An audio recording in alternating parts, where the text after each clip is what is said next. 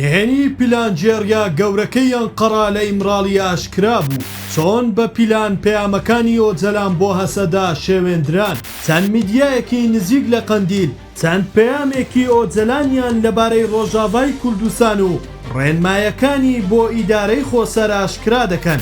بەپێی پەیامەکانی ئۆجەلان لە کاتی هێرشەکانی سەر کورد لە سووریا داوای کردووە بەرخودان بکەن و هێزی ناوەخۆیی و ئیدارەی خۆبەڕێوبەری لە ڕۆژئاوا بپارێزن. ئۆجەلان مەترسی ئەوەشی هەبووە کە ئەو بارودۆخە بەردەوام بێت تا شەنگال و باشوور و قەندیلیش ئەو هێزانەی دیمەشق دەچن.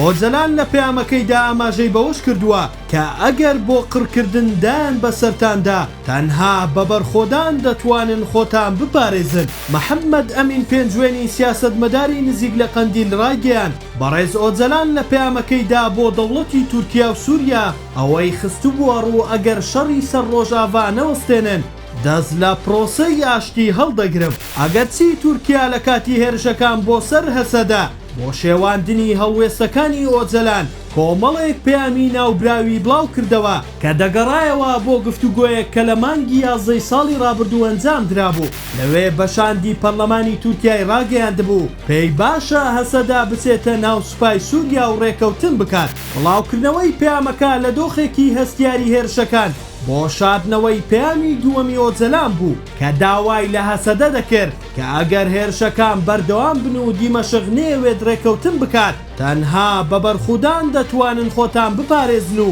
داوای چەک هەڵگرتنی گشتیش دەکات بۆ پاراستنی ڕۆژئاوای کوردستان.